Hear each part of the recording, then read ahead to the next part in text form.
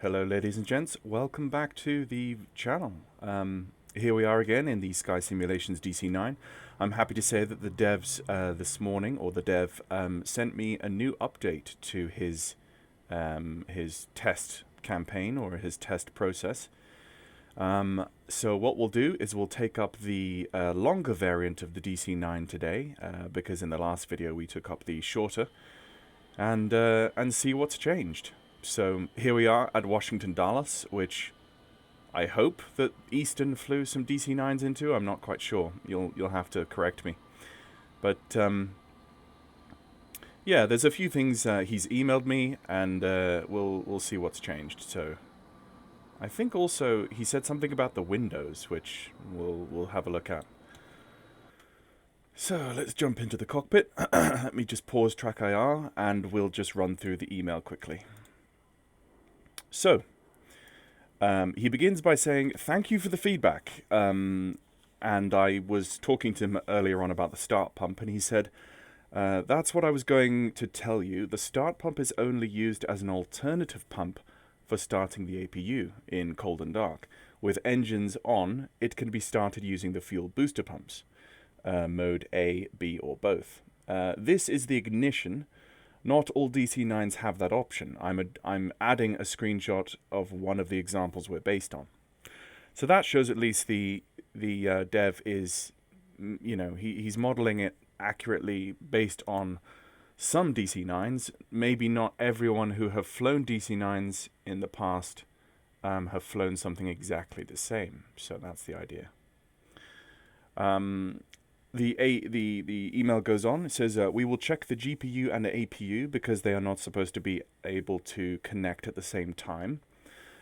And then also, most importantly, he says, "We worked a lot with autopilot, and in our tests it worked properly." And in quotes, "Hopefully it will eventually work well for everyone." The switches were also placed in the off position to avoid having to reset. Let's just have a look at those switches. They're currently in the on position. I think that's what he's talking about with the AP servos. So we'll see as we go. He also said the taxi lights now have 3 positions. Oh, okay. So let's go and check this. Yeah, that's what I'm looking at. That's what I'm looking for. Fixed the strobe lights. Also, white aft navigation lights added. And the cabin windows were activated. Now, I wonder if he's talking about these. Yeah, guys, we can now open the cabin windows.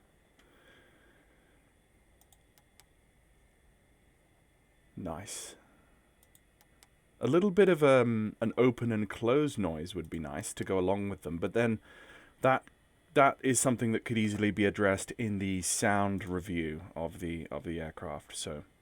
Anyway, that is the email. Hopefully that was up on screen for you.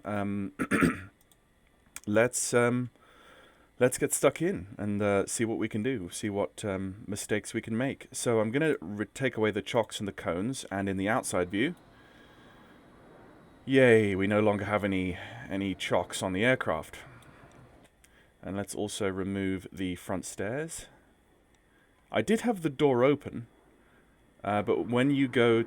Oh, maybe I need to open the front door.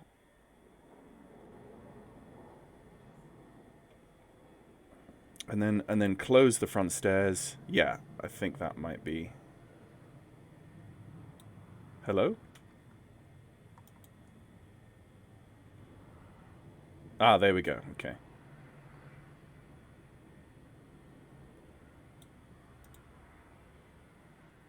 And then finally close the door. Okay, so let's get rid of that. And let's do essentially what we did in the last video. So, battery on, ground power on.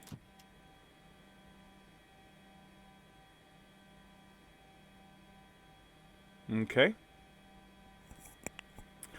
Let's turn on some lights, some no smoking seatbelt lights. Reset that master caution. Let's turn on, because we don't have the the engine on.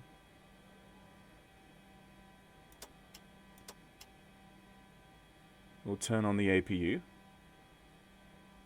Release.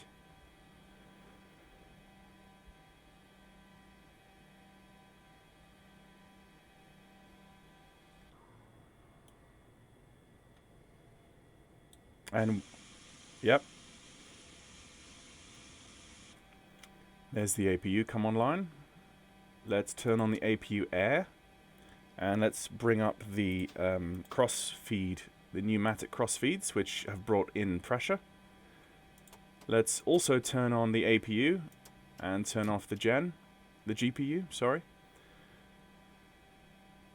Let's see. Okay, so how much fuel do we have? The default setting gives us enough fuel to put the center tanks on. Not going to worry too much about that. Let's see, radio fan.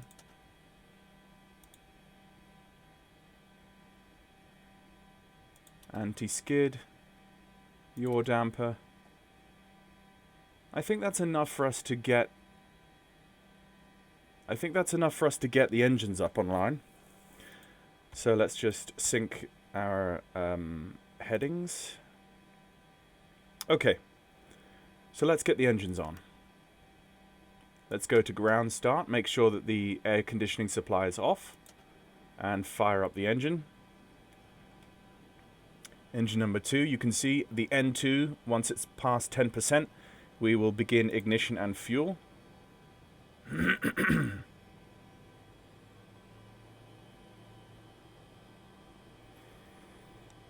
And ignore the strange sound of the engine spool up. So the runway we're going to take off on is 16 left, which is 191. Oh, sorry, 119 left. Not so. I'm reading it upside down. So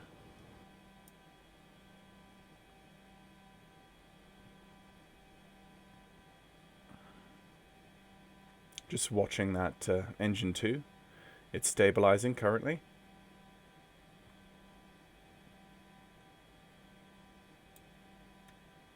(191) set. And then we'll set the heading as well. And we'll just do a simple circuit like we did last time. Specifically to check the autopilot. 191 set. Okay, there's engine 2 is up online, so let's close the guard and open engine number 1. And we will do a reverse thrust pushback because a number of people were asking about that. And I showed it in the last video, but I'm happy to show it again. There's N2 10%. So far so good. Those things have been working. Let's turn on heading hold, or heading on the flight director. Excuse me, I've got a bit of a croaky throat today. Set 200 feet on the decision height.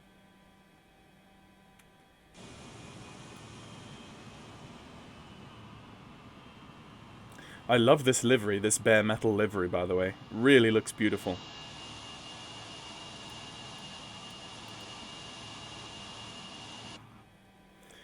Okay, so both engines are on. So let's turn off the engine number 1 start, and let's go to off. Actually, I just realized I didn't have that pump on.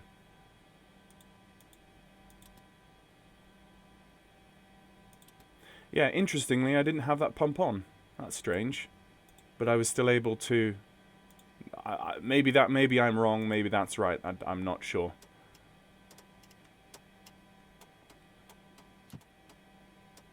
There we go, get the gens on and get the APU off. And then get the air and the APU itself off. And you can still see we still got pressure. Let's go auto for the air supply. Let's also reset the hydraulic actually, I saw they were on off.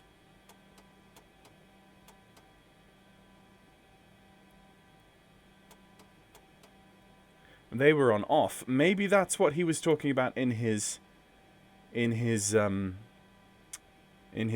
that the switches were off. Radio fan, I think. Is that it? Yeah, that's it. Okay, so we've got no lights. We should be ready for rolling. Let's go anti-collision on. Let's go nose light dim, just for the power back. Let's just position myself correctly. So let's go parking brake off, and let's go backwards.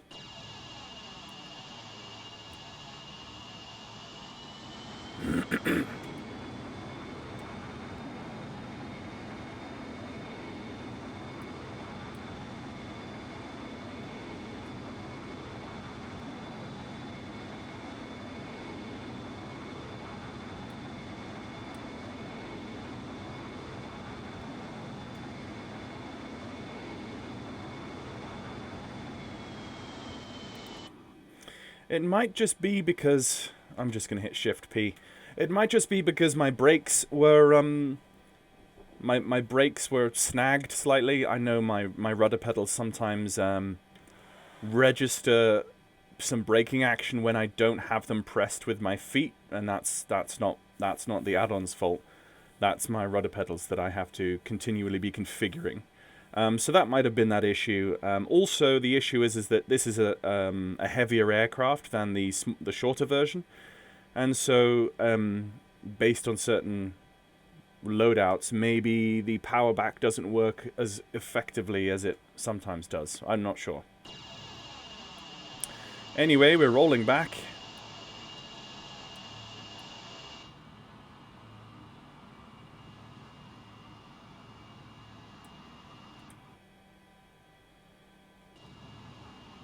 Let's roll back to the line and then take a left-hand turn. Let's set flaps. Let's set for flaps 15 to begin with.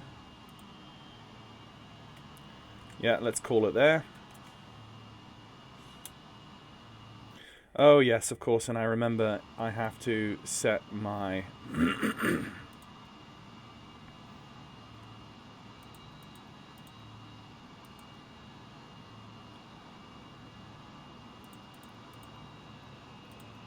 there we go.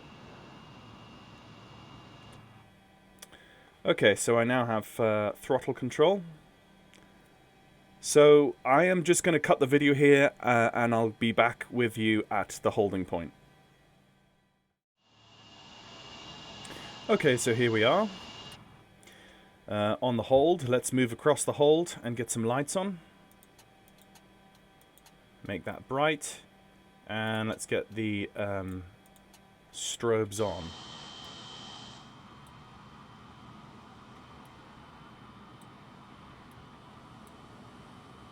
Yeah, there's the strobe. I can see it. I can see it blinking. If we take some sunlight away. Yeah, there you go. Oh, very nice. Very nice. That's cool. I like that. I like that very much.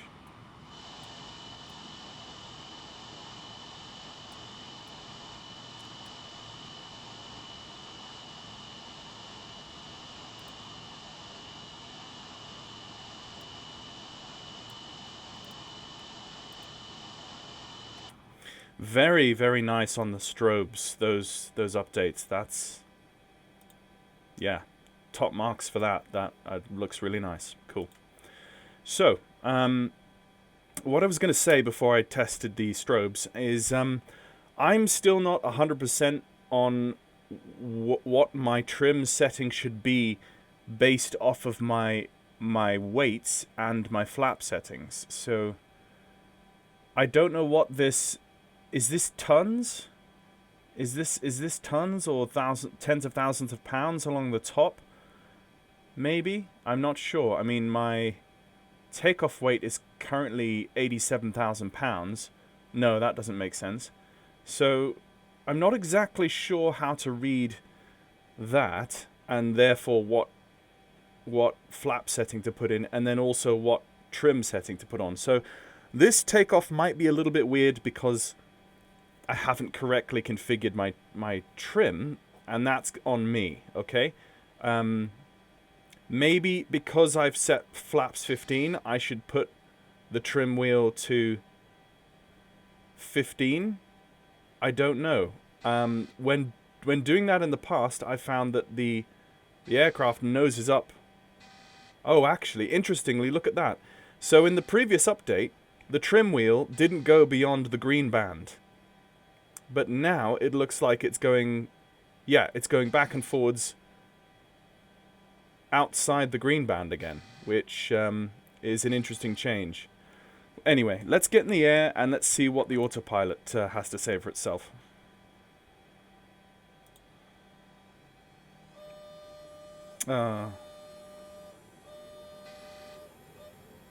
There we go. That was it was beeping at me because the trim hadn't been set properly.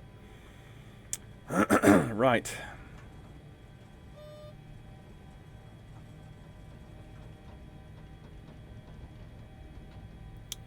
Okay, 100 knots. And the nose is coming up of its own accord now, so I'm just going to let it fly.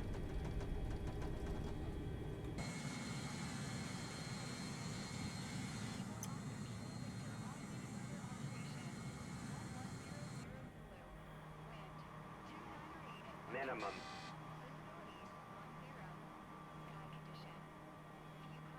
Okay, let's just trim. And let's bring up some flaps. Oh, yep, we're getting some wind now, actually. That's just turbulence.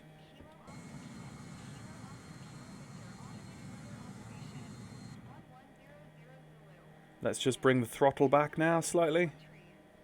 And let's bring up the flaps completely. So let's whack on the autopilot and see what happens. Heading hold is on. What are we set to? 2,000 feet per minute. Let's go down to 1,500 feet per minute and see what happens. Now, we didn't...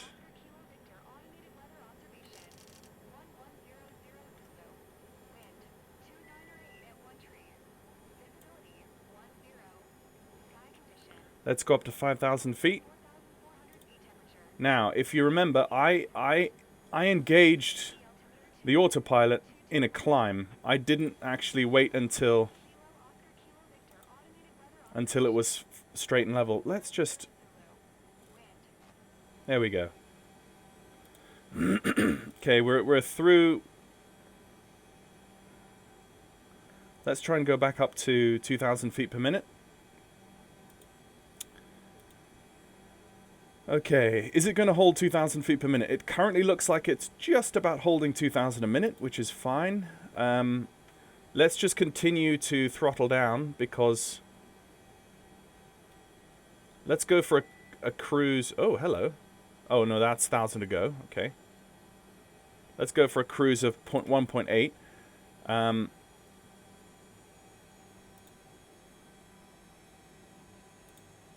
Okay, so coming up to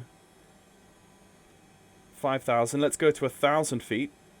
Will it hold 1,000 feet? Yeah, it looks like it's trying to hold 1,000 feet. Yep, it's leveling at 1,000. Now let's go 500. And let's go 0. Immediately. Will it hold? Wow, look at that. Haha. Wow, look at that. That is holding 5,000 really nicely.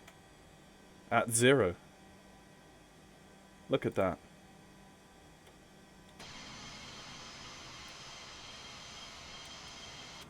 Okay, let's do a heading change and see how a heading change affects our altitude hold. Let's put in a 90 degrees to the left.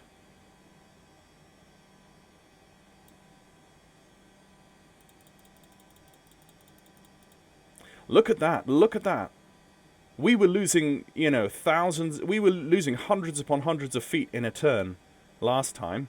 And now there's only a slight dip below, and it immediately begins correcting itself.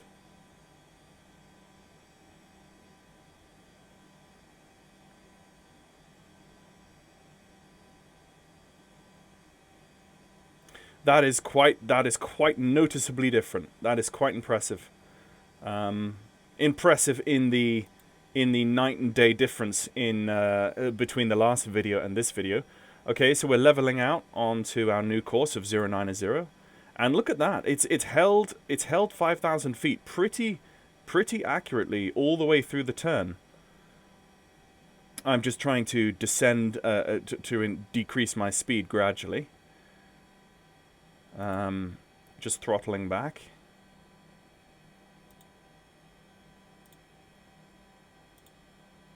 Let's go up to let's go up to 8,000 feet. Okay, let's go 8,000 feet. Let's at 1,500 feet per minute. Okay, boom. Look at that, straight up. That's quite responsive. We're at 250 now. That's fine.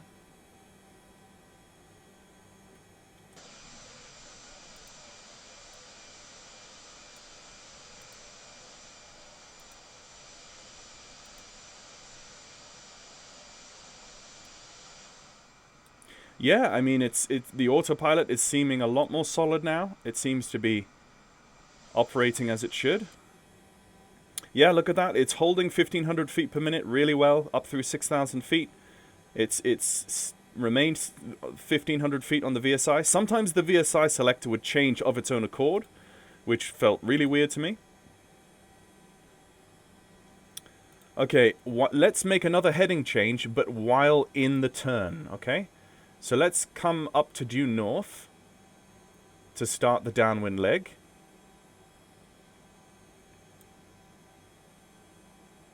Okay, so due north is set, and even in the turn, look at this, guys. Even in the turn, it's trying to maintain 1,500 feet per minute. That looks like 1,000 to go. That looks a lot more reliable now. Yeah, 1,000 to go. There's the oral warning. Now let's level off to 500 feet per minute. As we get close to that 8,000. And yeah, looks like it's trying. Yeah, look at that. Look at that. It is trying. It is doing it. That's really encouraging based off of my last findings. That's really encouraging. Really encouraging. Okay. Let's take the lights off now.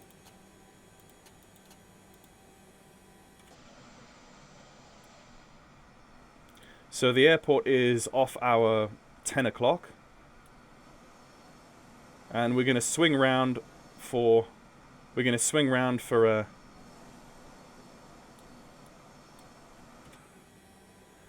landing. Maybe we'll do a touch and go. I don't know. Maybe we'll do a touch and go. If I bring across a little nav map, you can see where we are.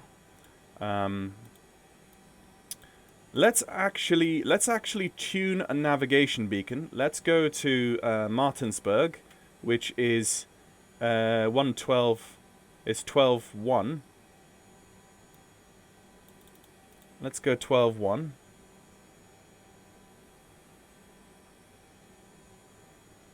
Are we seeing that?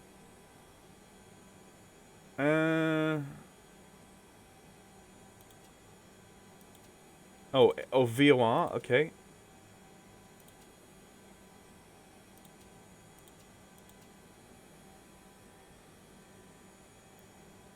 Did I turn it on?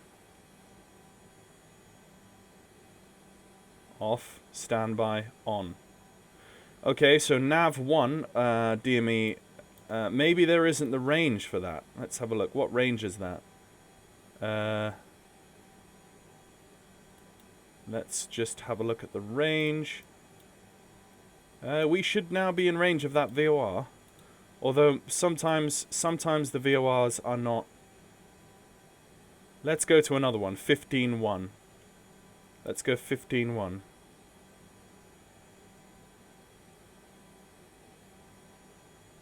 There we go. Okay, so we've got that straight away. I went up to 9,000 feet by accident. That's okay though. Let's just level off at 9,000 feet.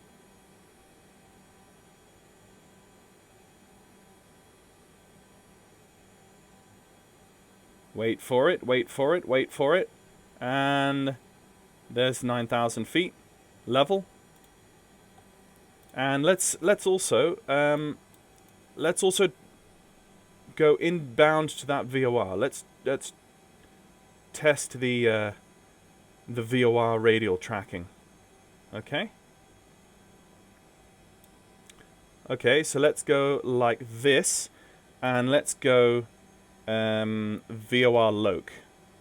Heading has gone off, and look at that. The aircraft is turning to intercept that, and that is over here. This is the Baltimore VOR that we've just tuned.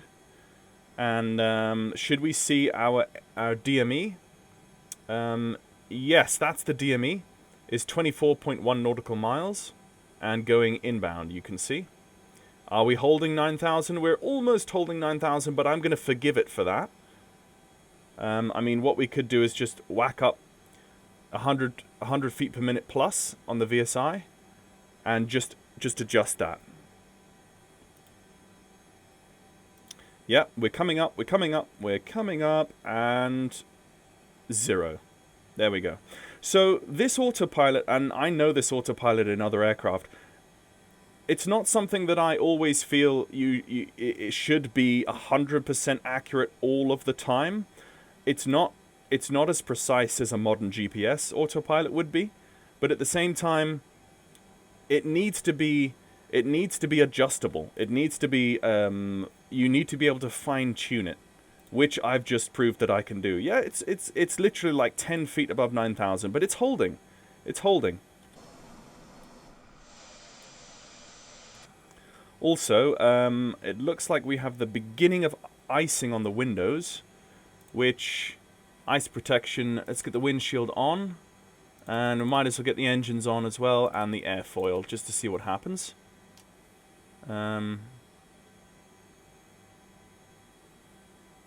Somebody in the previous comments told me where the pitot tube, the pitot heaters were, and I can't remember where they are, so I apologize for that if I've not done that right.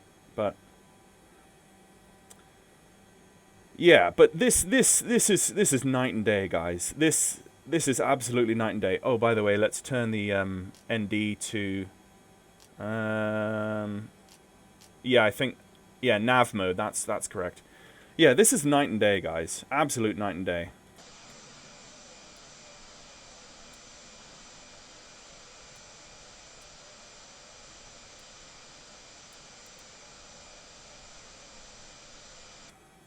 This is night and day. Okay. And even in turbulence, the aircraft, the autopilot is holding, and holding us in that position. Okay, so what we'll do now, folks, is we've gone far enough. Let's turn back to Dallas, and let's go back to heading hold and get down on the ground. So let's try the ILS tracking. So let's come directly to 270, so due west.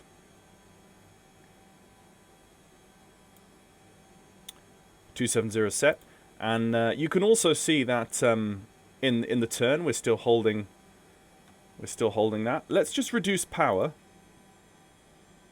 I don't want to go too much faster, and we're going to start descending soon. So, okay, let's tune up the ILS 16 left, which is 110.1. 110.1 set.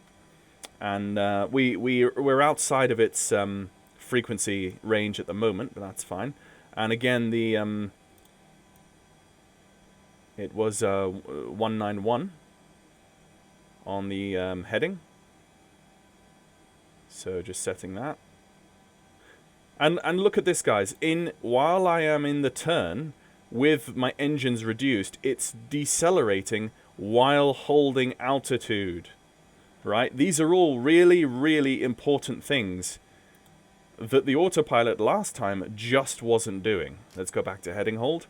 These things just weren't happening. But now they are. you see. We are climbing ever so slightly, but let's see, hopefully that should correct itself. Yeah, it's going back down slowly to 0. So sometimes you will notice, sometimes in the general working of the aircraft, in climbing, descending, turning, etc., you might get a little bit of variation in the altitude hold. But, like I say again, I would expect that in an aircraft of this vintage, with an autopilot system which is not as accurate as today's modern GPSs. Right, let's do something a bit more crazy. Let's descend at 2,000 feet per minute and see what happens. Let's reduce the throttles and descend at 2,000 feet per minute. Let's get our altitude selected down to 3,000 feet, which is generally the approach altitude at the beginning of an ILS approach. Look at that. It's gotten a bit dark quickly.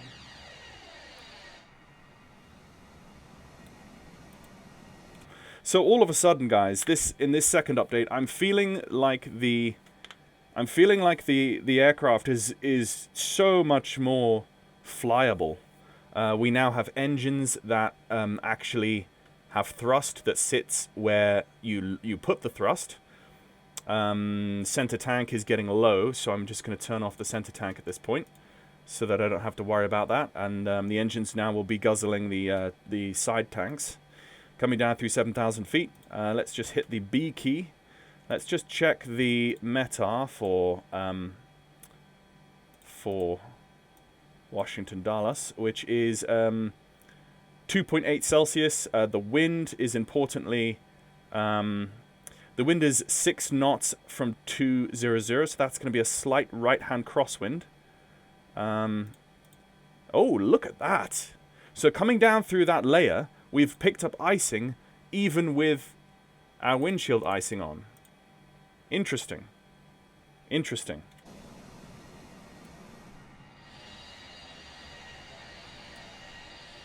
Oh, hello, and we've picked up some icing.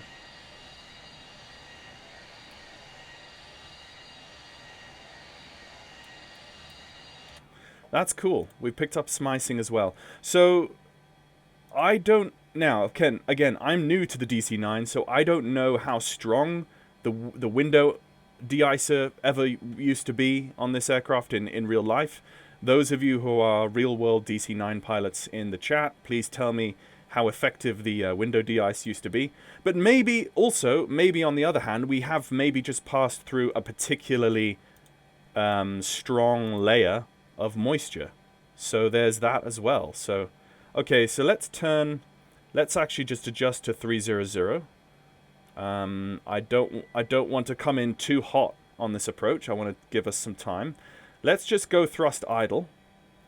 We're coming down through 3,500 feet. Let's arrest that descent rate now. Let's go down to 1,000 feet per minute. Coming down. Yep, and look at that. That is now, look at that. And again, it's not perfect. It's not exactly perfect. It's not like a Cessna 172, but it does its best to... it's going to do that again. Okay, how do I... I'm just not going to worry about that. Okay, yeah, blew through it. Yeah, my fault. Let's go back up to 400 feet per minute. Let's get back up there.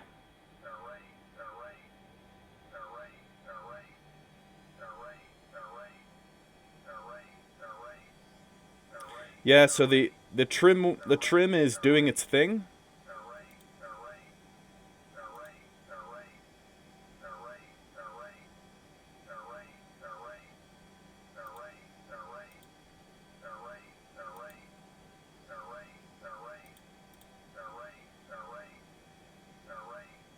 Okay, 3,000.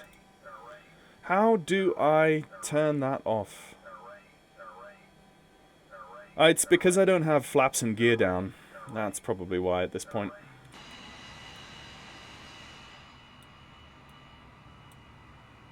Okay, so the airport is off to our left.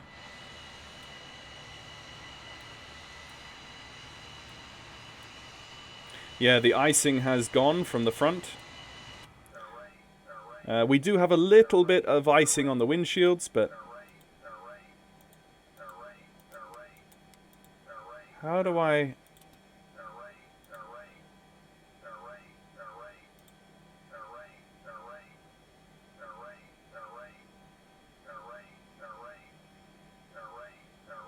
I don't know, but I'm just going to ignore that for the moment. Okay, so we have the localizer and we have the glide slope. So we could make a turn towards the airport. So let's make a turn. Like, let's hold 240 on an inbound to intercept the localizer. And again, make sure that we're below 250. Yeah, you see the ice is now very gradually leaving us.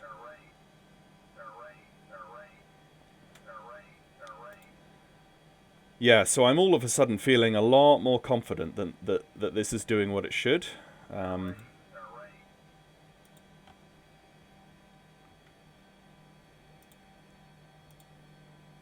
Yeah, I think maybe it's every time that the radio altimeter begins engaging with terrain. Whenever it comes, yeah, there you go. Whenever it comes below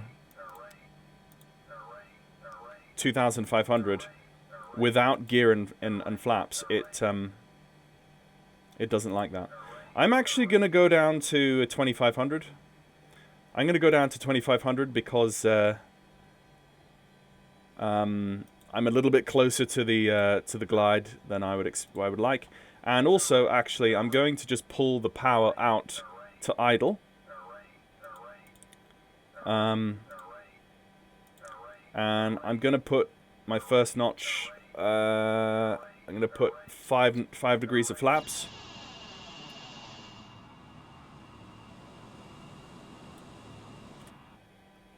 Like so, 180 knots.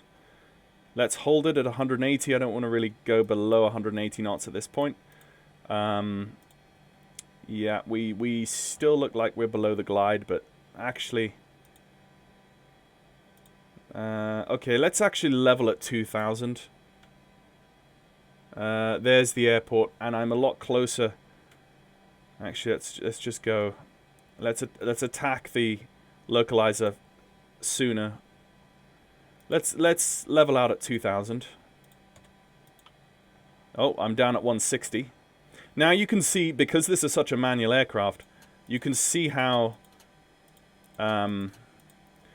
you do need to keep on top of it, like other vintage aircraft of this type, and I love that. I love that. All of a sudden, I'm seeing an aircraft that has a lot of potential to be a lot of fun. So, okay, center that at 100 feet. Okay, now it's climbing ever so slightly. You're gonna need to level out there, please. Thank you. Okay, again, so not perfect, but there we go. Right, so let's now move in again. And let's go. As soon as we see localizer, actually, let's just go ILS. And let's see what happens.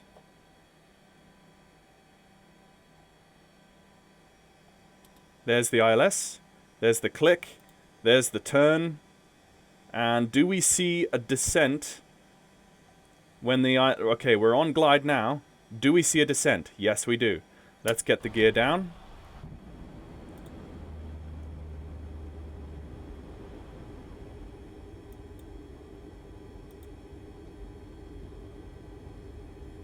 Let's go flaps 15. Oh, there's the belly up. There's the up. Okay. Autopilot off.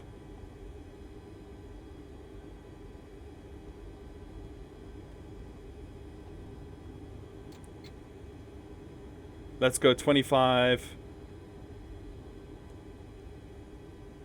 The flight dynamics are still a bit wobbly, I have to say.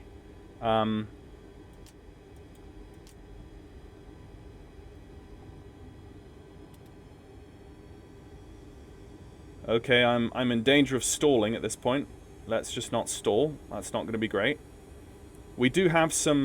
We do have a 13-knot crosswind, which isn't helping me. So I didn't really achieve a stable approach, and it may just be that I need to to fly this a couple of times before I do get a stable approach. There we go. Yeah, so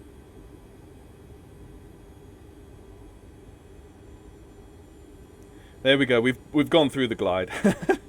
So let's just try and recapture that. There we go. Or we're on the glide again, and we're on localizer. So we're looking at stable at 300, but we do have quite a bad crosswind, gusting crosswind here, which isn't making it easy for me. Minimum. Continue. Yeah, that. It's okay. We're visual now. Visual now.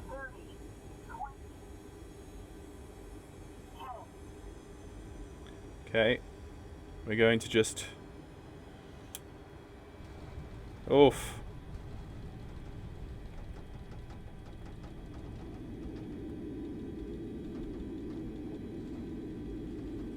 Nose wheel is down. That nose wheel. I think it's...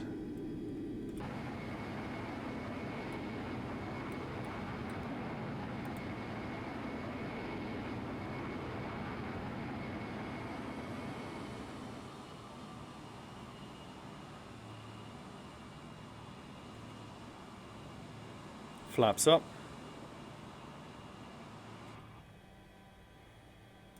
Okay. Whew. So, that was not a terribly good approach on my part. I will acknowledge that, as you can all see. But you could see though, a very definitive capture of the localizer. It tried. The only thing that threw me off that approach was the introduction of flaps. And I was wondering how the aircraft would be affected by that, because in the previous versions of the aircraft, the second that you introduced any amount of flaps, the autopilot just wouldn't be able to handle flaps being introduced, and it would buck like a bucking bronco up and down, and it would come off the glide slope, and it would just become unstable very quickly.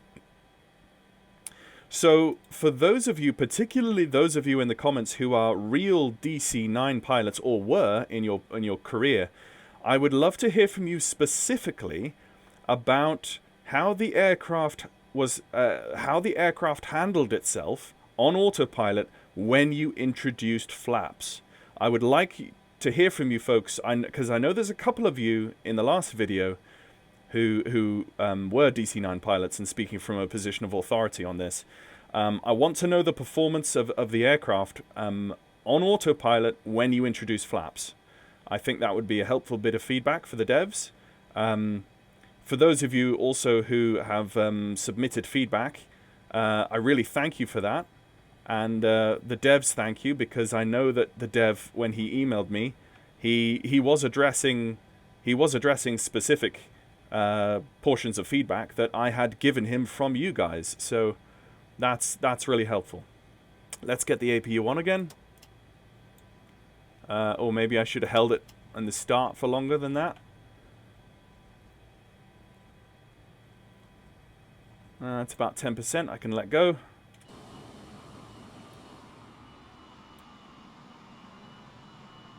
Okay, folks, so I have to say, really good, good progress there. Good progress on the part of the dev, I think, between the last video and this video. And like he said in his email, the autopilot now seems to be far more reliable. Far more reliable. So much so that I feel that I could almost take this on VATSIM if I wanted to.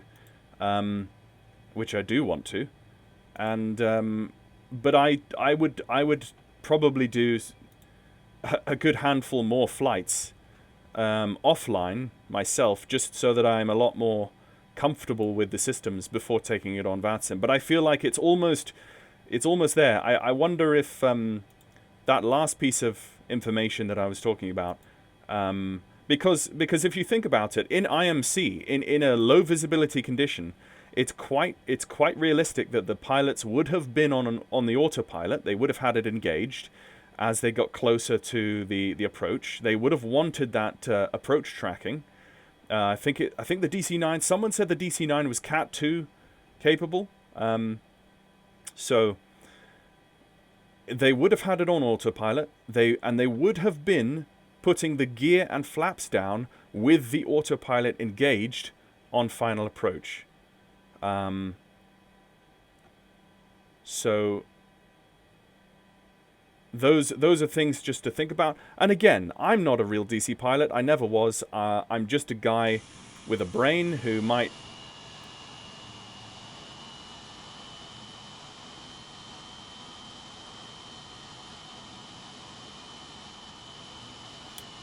We'll just put it there. I'm just a guy with a brain who might be able to offer some constructive feedback. There we go, folks. I don't feel like I need to really draw this video out any further than it is, apart from... let's just get... well, the GPU is on now anyway, so...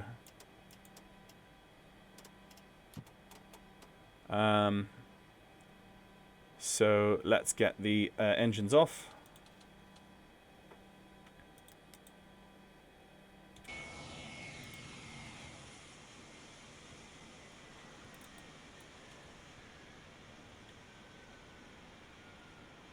So there we are, guys. Hope you enjoyed that. I definitely enjoyed that. It's really good to see that the devs have made some strides in improving the autopilot and improving some other few points that were mentioned in the email. I look forward to hearing from the dev about the flaps and gear on approach with the autopilot on, and how the flaps and gear influence the aerodynamics and how the autopilot interfaces with that, and also other things. Please, folks. Well, I mean, I suppose I'm flying a version now that you guys don't have your hands on.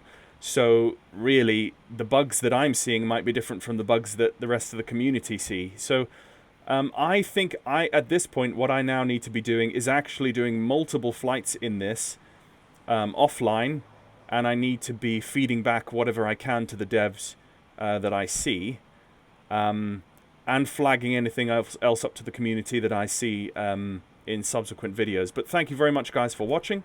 Thank you very much to the dev Mauricio for sending me this version, and yeah, let's just continue to maintain this dialogue between the dev and the community, and trying to make the DC-9 absolutely as best as it possibly can be, because that's what we all want. We all can't wait to fly this properly. I'd love to get a sim brief profile for this at some point when enough of the fuel consumption and engines and everything, when enough is ironed out. I would definitely like to get a sim brief profile for this, so that I can start managing things properly.